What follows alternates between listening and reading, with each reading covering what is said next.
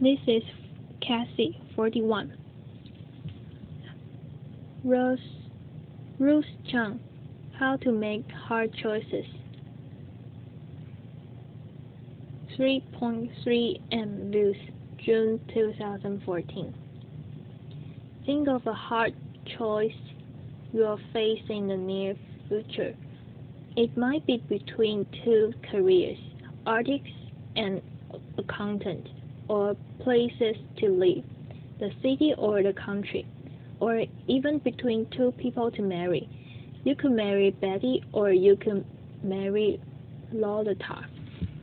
Or it might be a choice about whether to have children, to have an ailing parent move in with you, to raise your child in a religion that your partner lives by believes you could, or whether to donate your life savings to charity.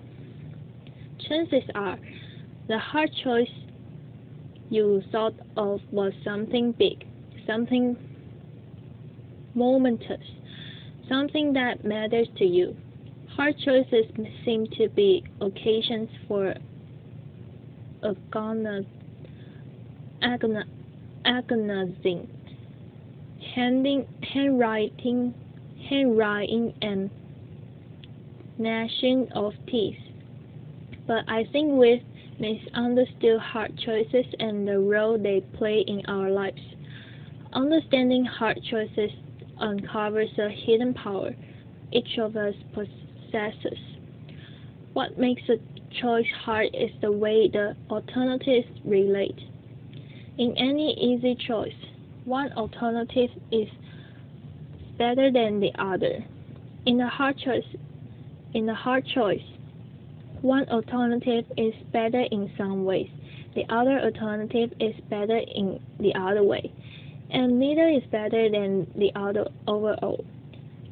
You agonize over whether to stay in your current job in the city or uproot your life for more challenging work in the country, because staying is better in some ways, moving is better in others, and neither is better than the other overall. We shouldn't think that all hard choices are big. Let's say you're deciding what to have for breakfast. You could have high fiber bran cereal or a chocolate donut. Suppose what matters in the choice is tastiness and healthfulness. The cereal is better for you. The donut tastes way better, but neither is better than the other overall. A hard choice, realizing that small choices can also be hard, may make big hard choices seem less intractable. After all, we managed to figure out what to have for breakfast, so maybe we can figure out whether to stay in the city or uproot for the new job in the country. We also shouldn't think that hard choices are hard because we are stupid. When I graduated from college, I couldn't decide between two careers, philosophy and law. I really love philosophy. There are amazing things you can learn as a philosopher, and all from the comfort of an armchair. But I came from a modest immigrant family, where my idea of luxury was having a pork tongue and jelly sandwich in my school lunchbox. So the thought of spending my whole life sitting around in armchair just thinking, well, that struck me as the height of extravagance and frivolity. So I got out my yellow pad, I drew a line down the middle, and I tried my best to think of the reasons for and against each alternative. I remember thinking to myself, if only I knew what my life in each career would be like, If only God or Netflix would send me a DVD of my two possible future careers, I'd be set. I'd compare them side by side. I'd think that one was better and the choice would be easy. But I got no DVD, and because I couldn't figure out which was better, I did what many of us do in hard choices. I took the safest option. Fear of being an unemployed philosopher led me to become a lawyer, and as I discovered, lawyering didn't quite fit. It wasn't who I was. So now I'm a philosopher, and I study hard choices. And I can tell you that fear of the unknown, while a common motivational default in dealing with hard choices, rests on the misconception of them. It's a mistake to think that the hard choices, one alternative really is better than the other, but we're too stupid to know which. And since we don't know which, we might as well take the least risky option. Even taking two alternatives side by side with full information, a choice can still be hard. Hard choices are hard not because of us or our ignorance. They're hard because there is no best option. Now, if there is no best option, if the scales don't tip in favor of one alternative over another, then surely the alternatives must be equally good. So maybe the right thing to say in hard choices is that they're between equally good options, but that can't be right. If alternatives are equally good, you should just flip a coin between them, and it seems a mistake to think, here's how you should decide between careers, places to live, people to marry, flip a coin. There is another reason for thinking that hard choices aren't choices between equally good options. Suppose you have a choice between two jobs. You could be an investment banker or a graphic artist. There are a variety of things that matter in such a choice, like the excitement of the work, achieving financial security, having time to raise a family, and so on. Maybe artist's career put you on the cutting edge of new forms of pictorial expression. Maybe the banking career puts you on the cutting edge of new forms of financial manipulation. Imagine the two jobs however you like, so that neither is better than the other. Now suppose we improve one of them a bit. Suppose the bank wooing you adds $500 a month to your salary. To your salary. Does the extra money now make the banking job better than the artist one? Not necessarily. A higher salary makes the banking job better than it was before, but it might not be enough to make being a banker better than being an artist. But if an improvement in one of the jobs doesn't make it better than the other, then the two original jobs could not have been equally good. If you start with two things that are equally good, and you improve one of them, it now must be better than the other. That's not the case with options in hard choices. So now we've got a puzzle. We've got two jobs. Neither is better than the other, nor are they equally good. So how are we supposed to choose? Something seems to have gone wrong here. Maybe the choice itself is problematic, and comparison is possible, but that can't be right. It's not like we're trying to choose between two things can't be compared. We are weighing the merit of two jobs after all, not the merit of the number 9 and a plate of fried eggs. A comparison of the overall merit of two jobs is something we can make, and one we often do make. I think the puzzle arises because of an unreflective assumption we make about value. We unwittingly assume that values like justice, beauty, kindness are akin to scientific quantities like length, mass, and weight. Take any comparative question not involving value, such as which of two suitcases is heavier. There are only three possibilities. The weight of one is greater, lesser, or equal to the weight of the other. Properties like weight can be represented by real numbers, 1, 2, 3, and so on. And there are only three possible comparisons between any two real numbers. One number is greater, lesser, or equal to the other. Not so with values.